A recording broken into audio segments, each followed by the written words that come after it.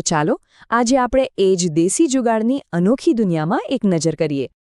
આ કહાણીની શરૂઆત ક્યાંથી થાય છે ખબર છે? એકદમ સામાન્ય પણ હેરાન કરી દેવી ક્ષણથી. જરા વિચારો, રસોઈ બનતી હોય અને અચાનક ગેસ પતી ગયો. હવે આ નાની વાત જેવી લાગે, પણ આવી જ નાની નાની તકલીફોમાંથી જ તો મોટા વિચારોનો જન્મ થાય છે. તો સવાલ એ જ છે કે જ્યારે કોઈ બહુ જ જરૂરી વસ્તુ અચાનક ખલાસ થઈ જાય, ત્યારે શું થાય છે? શું આપણે હાથ પર હાથ ધરીને બેસી રહીએ? ના, આપણું મગજ તરત જ કોઈક નવો રસ્તો શોધવા માટે દોડવા લાગે છે.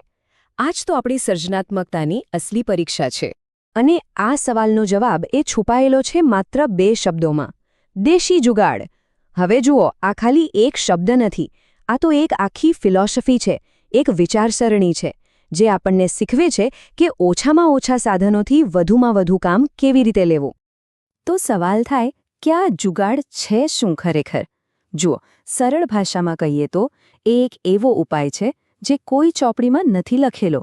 એ એકદમ બિનપરંપરાગત, કરકસરવાળો અને હોશિયારીથી ભરેલો એક હલ છે.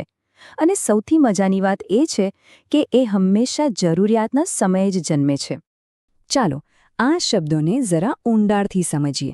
પહેલો શબ્દ છે દેશી, એટલે કે આપણું પોતાનું, એકદમ સ્થાનિક, જે અહીંયા જ આજુબાજુમાં જ મળી જાય. અને બીજો શબ્દ છે જુગાડ, એટલે કે એક ઇનોવેટિવ, કામચલાઉ પણ બુદ્ધિશાળી ઉપાય. બસ જ્યારે આ બંને ભેગા થાય છે ત્યારે જ કંઈક અનોખું બને છે. અરે આને જો આજકાલની ભાષામાં સમજવું હોય ને, તો એ છે અલ્ટિમેટ લાઈફ હેક મેન્ટાલિટી. આપણે બધા સોશિયલ મીડિયા પર જોઈએ છે ને, નાની નાની ટ્રિક્સથી મોટા કામ થઈ જાય.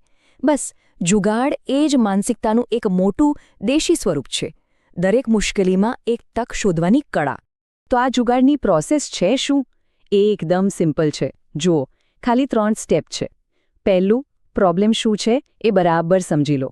બીજું, આજુબાજુ નજર દોડાવો કે આપણી પાસે શું શું વસ્તુઓ પડેલી છે. અને ત્રીજું, એ બધી વસ્તુઓનો ઉપયોગ કરીને એક ફટાફટ કામચલાઉ ઉકેલ બનાવી દો. બસ થઈ ગયું.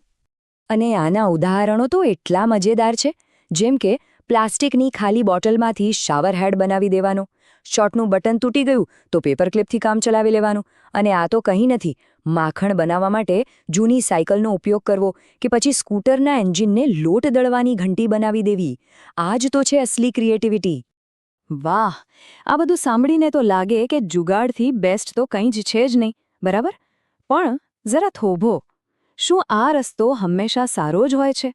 દરેક વસ્તુની 2 બાજુ હોય છે. ચાલો આની બીજી બાજુ પર પણ એક નજર કરીએ. તો ચાલો જોઈએ જુગાડના ફાયદા અને ગેરફાયદા. એક તરફ એ આપણને ક્રિએટિવ બનાવે છે, પૈસા બચાવે છે અને આપણી સાધન સંપન્નતા વધારે છે. એ તો બહુ સારી વાત છે. પણ બીજી બાજુ જોઈએ તો ઘણીવાર આવા ઉપાયો અસુરક્ષિત હોઈ શકે છે. એમાં ક્વોલિટીનું કોઈ ધ્યાન નથી રખાતું અને લાંબા સમય સુધી ટકી શકતા નથી. એટલે ટૂંકમાં કહીએ તો જુગાડ એક પ્રકારનું સમાધાન છે. આપણે તાત્કાલિક સમસ્યાના ઉકેલ માટે લાંબા ગાળાની ગુણવત્તા અને સલામતી સાથે ક્યાંક ને ક્યાંક બાંધછોડ કરીએ છીએ. અને આ જ એનો સૌથી મોટો પડકાર છે.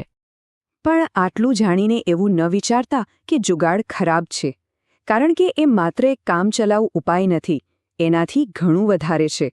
જુગાડ એ એક શક્તિશાળી માનસિકતા છે, વિચારવાની એક એવી રીત છે જે આપણને કોઈ પણ પરિસ્થિતિમાં હાર માનવા નથી દેતી. અને આ આખી વાતને એક જૂની કહેવત બહુ સરસ રીતે સમજાવે છે: જરૂરિયાત એ શોધની જનની છે. જુગાડ તો જાણે આ કહેવતનું જીવંત સ્વરૂપ છે. જ્યારે આપણી પાસે સાધનો ખૂટી જાય છે, ત્યારે જ આપણું મગજ સૌથી તેજ અને સૌથી ક્રિએટિવ રીતે ચાલવા લાગે છે. તો આનો અર્થ શું થયો? આમાંથી શીખવાનું એ છે કે મર્યાદાઓ કે મુશ્કેલીઓ આપણને રોકવા માટે નથી આવતી. એ તો આપણી અંદર છુપાયેલી સર્જનાત્મકતાને બહાર લાવવા માટે આવે છે. જુગાડ એ જોવાની એક નવી દ્રષ્ટિ છે. જ્યાં દુનિયાને બંધ દિવાલ દેખાય, ત્યાં જુગાડ કરનારને એક નવો દરવાજો દેખાય છે. તો અંતમાં ચાલો એક વિચાર સાથે આ ચર્ચાને પૂરી કરીએ. જરા કલ્પના કરો, જો આ જુગાડવાળી માનસિકતા, આ ઓછામાં વધુ કરવાની કળા, એને આપણે દુનિયાની મોટી મોટી સમસ્યાઓ ઉકેલવા માટે વાપરીએ તો? જેમ કે ગરીબી, પ્રદૂષણ, તો શું થઈ શકે? કદાચ દુનિયાના સૌથી મોટા જવાબો સૌથી સરળ વિચારોમાં છુપાયેલા હોય. આ બાબતે શું